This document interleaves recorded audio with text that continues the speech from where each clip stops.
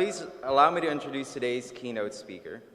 Yanus Nelson is a Senior Vice President for Wells Fargo Company and serves as the Nevada Northern Region Bank President.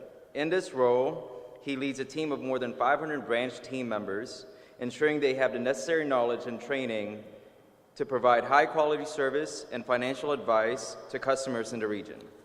Nelson brings to his role 25 years of financial services industry experience, the last 18 with Wells Fargo. During his tenure, he has served as a branch manager, district manager, area president, and learning and development senior vice president prior to his current role. Nelson holds a bachelor's degree in accounting from Colorado's Christian University and a master's of business administration degree finance from Pepperdine University. He has also been actively involved in his prior community, serving as vice president of School District 51 Foundation Board and the Western Colorado March of Dimes Board. He currently resides here in Reno, Nevada, and serves as a board member for the Truckee Meadows Community College Foundation. Please join me in welcoming Mr. Yanus Nelson.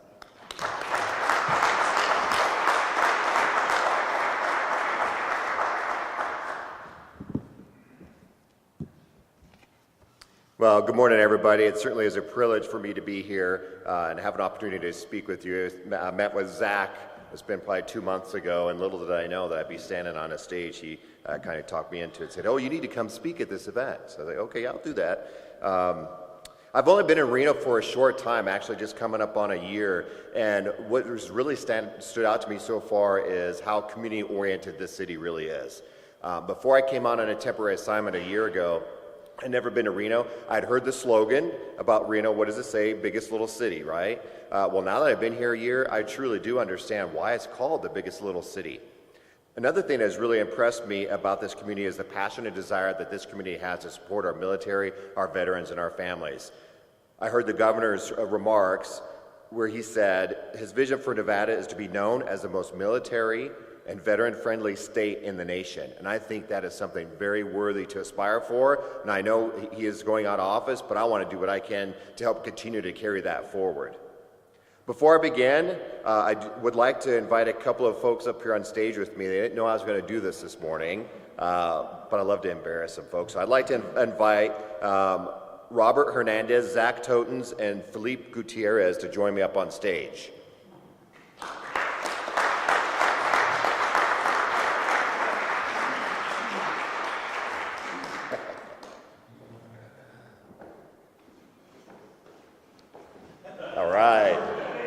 Showboating.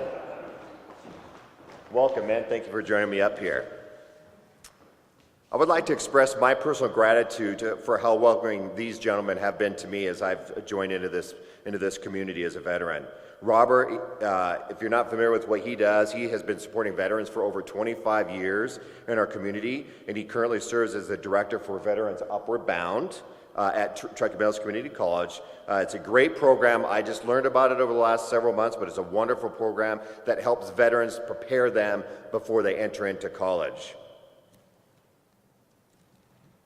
Zach served 4.5 years in the United States Army and is the Veterans Program Coordinator for Truckee Meadows Community College. And Felipe served in the United States Marine Corps for 6 years and currently works in the TMCC Veterans Services. These men do a wonderful job supporting our veterans while attending college. I would like to present each of these men with Wells Fargo's Challenge coin. These coins originally became part of Wells Fargo's heritage in the 1950s when we purchased a military bank. Distribution of these coins were originally solely the responsibility of our worldwide military banking until in 2007, our company acknowledged veterans and militaries that were in leadership positions across our organization, and they allowed us to present these coins. Awareness of these coins and how they're appropriately to be handled and respected is communicated through our Veterans Team Member Network, which I'm currently a leader, part of the leadership there, and a partner of, and I'm wearing my Air Force pin. Wells Fargo went through an initiative this last year where they encouraged our veteran team members to wear their colors, so I'm proudly wear mine. A second generation of these coins was just minted in 2012. These coins have our iconic stagecoach, of course, on the front, but on the back they maintain the original military service emblems that were on the original coin. So with that, I am honored and privileged to present each of these men with Wells Fargo's Challenge Coin. And these are the first that I've ever awarded. So it is a great privilege to award these out to these gentlemen. Thank you.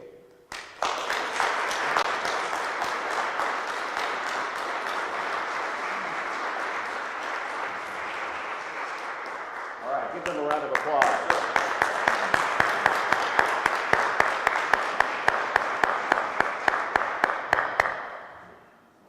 Thank you, men, for the service that you provide for our military, our veterans, our community. Look forward to continuing to work with you. This is just the beginning. So I want to share with you all this morning what I have learned throughout my career that has helped me develop as a leader and to successfully advance. My message today, you're going to hear a theme through it, is around really personal responsibility and to own really the only two things you can control in your life. There's only two things. That's your actions and your attitudes. My hope is for you to leave here with a deeper understanding of perhaps simply a reminder of the power of choice, accountability, and the power of choosing your attitude and your actions. I'm going to begin with sharing a little bit of my personal story. I joined the Air Force after high school because, frankly, to be honest with you, I didn't feel I had any other choice. Didn't have any direction in my life. I grew up in a single-parent home with a mom who worked 2 and sometimes 3 jobs to help us get by. So she wasn't around to help my brother and I to hold us accountable to do things. So I'll be honest with you, I didn't put a lot of effort into things. In addition, we moved a lot, so the motivation for me to try in school just wasn't there because eventually we would move, and it didn't matter what my grades were going from school to school. So I really struggled throughout school. By the time I was a senior in high school, I was already out on my own, and I was already working. And I just didn't see college as an option after high school. I didn't have any money, definitely didn't have the grades, and I didn't even have the motivation or the will to go to college.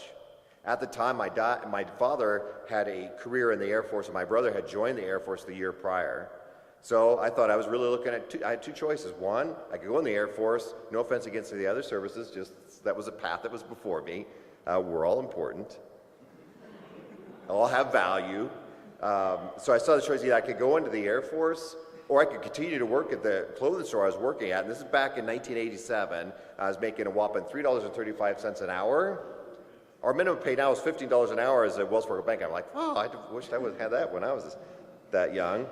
So I knew I wasn't going to be able to get by very far on making $3.35 an hour. So I said, I'm going to join the Air Force. So I made a decision to join the Air Force the summer before my senior year of high school. It gave me a peace of mind, at least knowing that I had something to do after I graduated. My time in the Air Force was rather short. It was less than 3 years. It's cut short by 2 factors. One is there was a reduction in force initiative in 1990, and I also contracted Hodgkin's disease, which is a type of cancer, while I was in the service. Although brief, I am thankful for my time in the Air Force.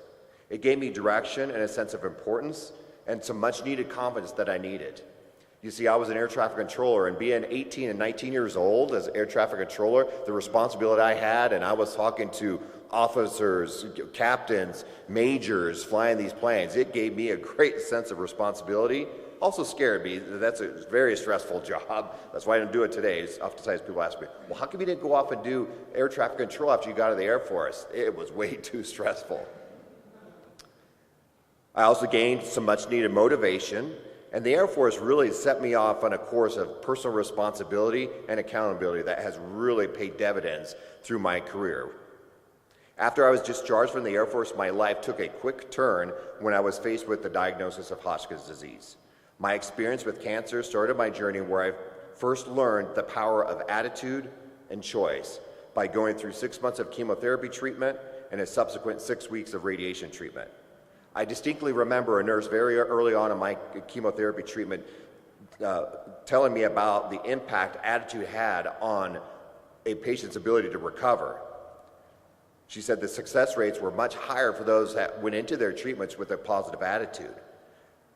She observed that patients that did that, they had a much higher rate of treatment.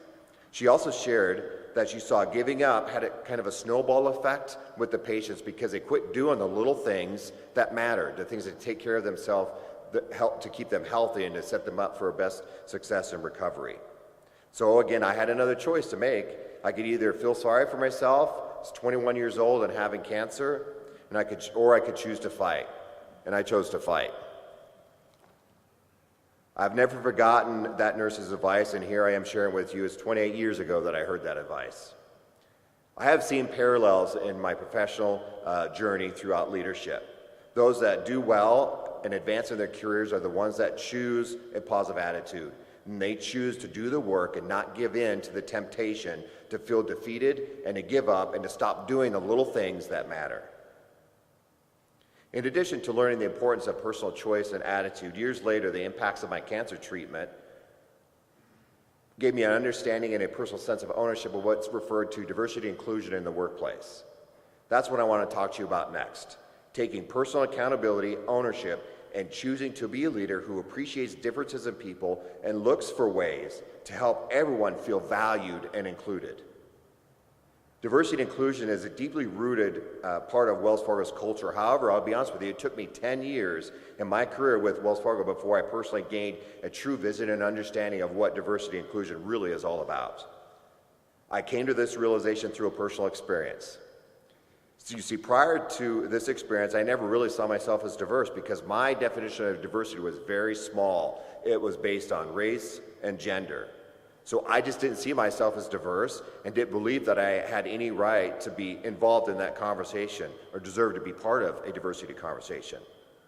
Earlier, I shared my cancer experience and I went through chemotherapy and radiation treatment.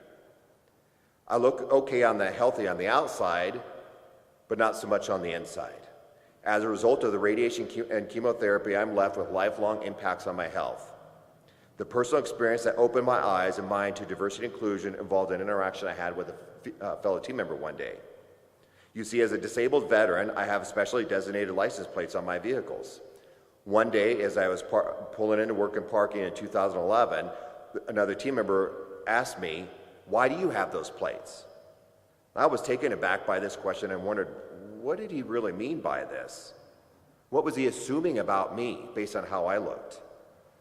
I believe he had good intentions, but he didn't understand my situation, but how could he? My experience wasn't part of his experience in diversity. After this interaction, I asked myself when I may have had made others feel that same way by my actions, my reactions, my assumptions, or my questions. I wanted to choose to do what I could to avoid causing others to feel the way that I felt that day. I also had to make another choice. And that choice was either I could react to his question in defensiveness, or I could choose to assume positive intent and use it as a teaching moment with him and being willing to enter into that courageous conversation. After this experience, I began to approach diversity and inclusion with a much broader perspective. I wanted to seek to learn from others, to choose my attitude, and to be open to all that diversity and inclusion has to offer. I also realized that leading a diverse and inclusive culture would have positive impacts on employees. They could work together more effectively by valuing and appreciating each other as unique individuals. In addition, engagement would increase because team members felt empowered to bring their full selves to work. My eyes were opened as I learned that I have several diversity dimensions. Now, diversity dimensions, if you're not familiar with that term, it's just the different aspects of who makes you who, your diversity. So, for example, a few of mine are, I'm the son of an immigrant parent from Denmark. That's why my name's Yanus, if you're curious. It's a Danish name. I was named after my grandfather from Denmark. My parents were divorced when I was 6, and that created a reality of growing up in a single-parent home, moving a lot, and struggling significantly financially. I'm a first-generation college student. I'm a cancer survivor. I'm a Christian. I'm a veteran. And I have a passion for German cars that I can't afford. The more that I learned and embraced my own diversity dimensions, what makes me unique, the more that I began to appreciate the diversity dimensions in others. I believe to truly lead diversity and inclusion, you must first choose to own your own diversity, your own uniqueness, and avoid dismissing it or feeling that you need to defend it. Instead, embrace it and be willing to share your diversity with others. The choice will change your attitude towards others to truly appreciate them and ultimately do your part to create an inclusive environment. As I was preparing the message I wanted to share with you today, I reflected back on my career and my leadership journey. I have selected some key points about leadership that have influenced my life in leadership and that have helped me become more effective. And when I refer to the term leader, it doesn't matter whether you are officially in the position of leading others or not. I believe we are all leaders because we all have an opportunity to influence others. And we could do that on purpose or on accident. I believe the most effective leaders choose to be on purpose with their actions and attitude. I also believe leadership is about attitude, choice, personal accountability. In my view, effective leaders must be open to and seek positive and constructive feedback. I like to call this, as a leader, being confidently humble. You're confident to act and to lead, but you're humble and willing to ask for, listen to, and apply feedback. Shortly after I was promoted to district manager in 2005, I quickly came face to face with the reality of the need to listen to and apply feedback. I had been in the position for only 6 months when the market president, that's my supervisor, called me into her office. And in so many words, she told me, Yanus, the way that you're leading isn't working. You need to attend a 360-degree feedback seminar. And a 360-degree feedback seminar is where you send out an anonymous survey to those that your direct reports, your peers, and those that you work with and partners. And so they do that anonymously. Caught me off guard because I thought I was doing really well. I was excited for the new challenge, and I was doing what I thought I was doing what I needed to do to help the district succeed.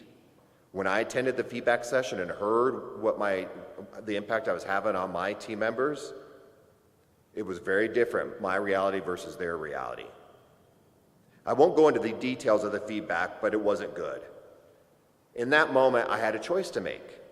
I either could listen to and accept the feedback, or I could deny it, make an excuse for it, and not change. Now, I'll be honest with you, there were several leaders in that same seminar that were arguing against the feedback they received. They were trying to figure out who said what feedback. In essence, they were missing the point. That was a critical juncture in my career because I honestly believe, had I not made the choice to listen to, apply that feedback that I heard that day, I wouldn't be standing before you here today. Leaders also need to know their strengths and how to leverage them, but they also need to know how their strengths could get in their way. According to this Clifton Strengths Assessment, it's formerly known as a Clifton Strengths Finders, it is a survey that you could do to get feedback on what your talent strengths are as a communicator. My top 5 strengths are restorative, responsibility, consistency, belief, and achiever. If you haven't taken an assessment like this, I really encourage you to do that for your own learning, growth, and development as a leader. There are positive and potentially negative sides of a strength. There's a book that goes along with the survey that you can complete. It's called Strengths Finder 2.0. It calls these the positive side and the downside of your strengths balconies and basements. So I'll just read you an example. So the balcony, the positive side of having restorative is one of your strengths. For me, that's one of my strengths, is I'm a problem solver, I'm a troubleshooter, I look for ways to find improvements, solutions. You see, for me, I love big problems. You could come to me and give me the messy of situation, it actually energizes me. That's a good thing.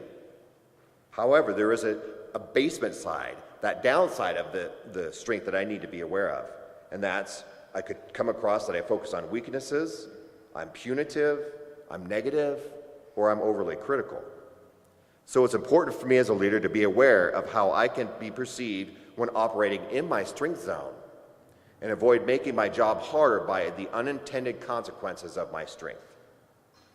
Unfortunately, I have seen some excuse their behavior or not take responsibility for how they might be negatively impacting others because they simply say, well, it's just my personality. Tell you what, it is really hard, if not impossible, to lead with that mindset. Leaders also realize what you do and say is as important as what you don't do and what you don't say. Leaders need to be aware of what I call giving silent approval. For example, I need to be aware when I'm out visiting our bank branches and I observe behaviors that are not in alignment with our standards as an organization or behaviors aren't being done, that I coach to those in the moment.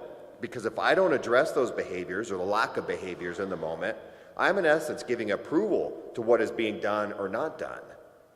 Because the team members will say, well, it must not be that important because boss was in the branch, he didn't say anything about it, so it really doesn't matter. Leaders also need to be aware of their personal actions or behaviors when they're different from what their said action and behaviors are. Share a story with you. When I was a district manager in Fort Collins back in 2006, I had a superior out on branch visits with me. And as a Wells Fargo organization, if you go in, we are to be wearing our Wells Fargo name badges so that you all know and understand who works for the bank and who doesn't. We don't want our team members eating in front of our customers out in the bank lobbies, and we don't want them using their phone out in the bank lobbies. Well, I went on branch visits with my superior. Guess what he was doing?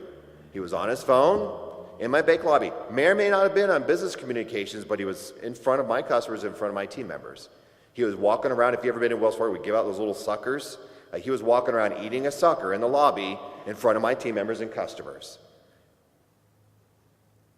He was making my job harder at that moment because here was somebody who my team members look up to because it's my boss in my branches. He was making my job harder because he was showing a disconnect between what a leader is doing versus what a leader is saying.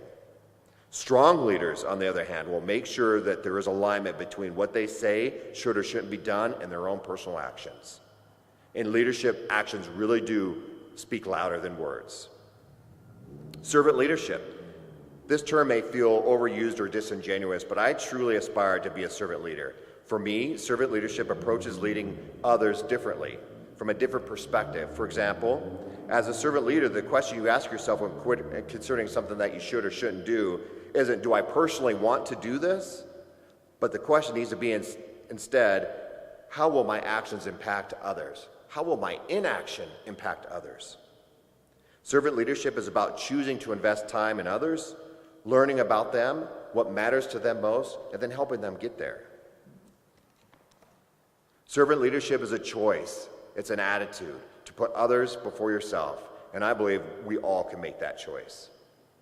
Effective leaders also need to know how to network strategically, and they choose to personally embrace this idea. This may be a difficult concept for some to fully understand or agree to, especially if you come from a test and promote type of environment.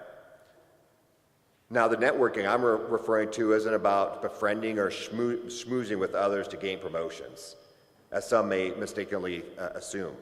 For example, I recently had an opportunity to mentor a veteran in Wells Fargo, and he was really struggling with the concept of networking. From his perspective, he just didn't see the need for it, and he didn't think that it should have any impact on his ability to get promoted. And so he used this as a reason to not do the work to build a strategic network, which was limiting his ability to learn, grow, and to be successful. You see, networking is about creating relationships to help you learn, grow, and improve your skills and abilities to earn opportunities, to earn promotions. Building strategic networks is hard work, but it's worth the time and the effort. I certainly have benefited from networking throughout my career with Wells Fargo. And it's great to see this event because if you're wondering what does networking look like, this is it. This is what networking looks like. The work that I've been doing with Robert and Felipe and Zach, that's networking. Because for me, it was important for me, my passion was around helping veterans. And so I strategically network with folks that work with veterans, right? And then I follow up and I own that networking. Another aspect of leadership is how to approach the challenges in the workplace. When leaders are faced with challenges and issues, I strongly believe before trying to fix the issue, they need to reflect on the situation and ask themselves, what's my role in this? This reflection will help the leader avoid the assumption that the problem or the issue is outside of themselves, because it may not be. When I'm coaching leaders in our company and helping them with difficulties and challenges they're having in leading their teams, I will listen to them, and then I'll stop and I'll ask them, what's your role in this? How have you created this or an accident have allowed this to perpetuate with your team? This question oftentimes catches them off guard because they haven't stopped to self-reflect on what they could have done to create or contribute to the situation. It is very difficult for a leader to help improve the situation if they are part of it and they have not begun the work to address what they need to change, what they need to improve on themselves. I also believe that leaders know the importance of community involvement and being actively involved themselves. There are many benefits to community involvement. The first one I can think of is serving others engages their heart in what they do. So for me as a leader, I'm passionate about my team members getting out there and getting involved in the community, because when you volunteer, you're doing it because you want to, because your heart's in it. And that makes my job a lot easier as a leader for the other things that I'm going to ask of my team members. Volunteering also helps build team camaraderie, because volunteering together. Volunteering also helps you build and gain the trust and influence of those that you're leading. Can't think of a better way to demonstrate that than volunteering together. For me, as my leadership transition, as I came into this market, it's one of the first things I did. The first 2 weeks of coming out here, I volunteered at the Reno Balloon Race. How many of you have been to the Reno Balloon Race? Yeah, several of you. So you know what time you have to get up in the morning for that. I didn't know what time I had to get up in the morning to volunteer for that. I remember I was asked, she said, well, you want to volunteer for the Reno Balloon Race? I said, sure, yeah, I'll volunteer. What time do I need to be there? Oh, 4 o'clock. Oh, awesome, I'll be there at 4 o'clock. It was 4 o'clock in the morning. I was thinking it was 4 o'clock in the afternoon, but I still showed up, and I'm glad that I did. It was awesome. The last thing about volunteering is it really helps you as a leader to build trust in the community, to get out there and to network, and then also to find out what are the true needs of the community that you're in. There are too many needs out there for the government, nonprofits, faith-based organizations, or the business community to meet on their own. But working together, it can happen, but it takes leadership. I have also learned that leaders know the importance of questions. Great leaders ask questions to ignite insight and cause reflection. They also cause questions and they encourage questions. Great leaders aren't afraid of questions. Focusing on questions keeps you curious and helps you avoid being caught in your own assumptions, your own biases, or your own emotions. There's a book out there that I recommend that you read if you haven't read it yet. It's called Leading with Questions. Success in life and leadership is also a journey, not a destination. I'm a firm believer in practicing continuous learning. You can't stop. I've seen the negative impacts when someone thinks that they have arrived, they think that they know all they need to know about leadership. And they stop learning, they stop growing, and they stop working on themselves and improving. Unfortunately, there is no middle ground when leading people. Either you're moving forward or you're moving backwards. Because if you stop doing the work, the world around you is still changing, circumstances around you are changing, and your people are changing. Choose to strive for continuous self-improvement, or you will be done as a leader. Because others will pass you by, or you may still think you're leading people until you stop and you look behind you and there's nobody there.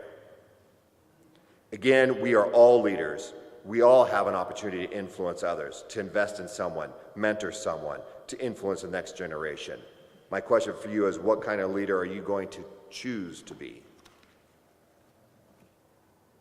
Lastly, I want to share a little bit about my passion and desire to support veterans. As a new leader in Nevada, I want to personally impact efforts to support our veterans in regards to education, employment, and their military to civilian transition.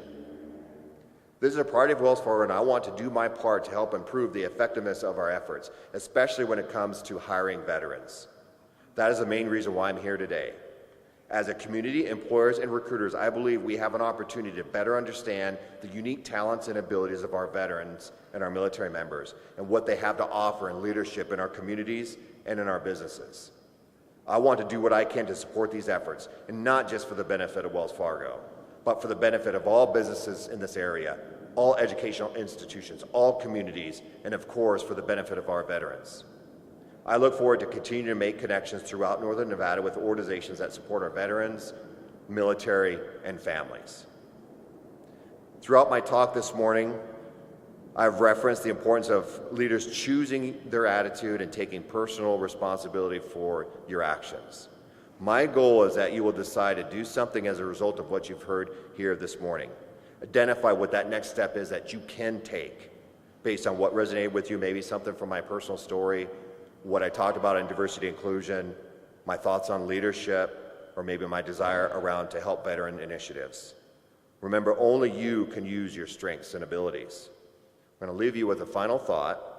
In life, there are really only 2 things you can control, 2 of them you are in 100% control of, and that's your actions and your attitudes.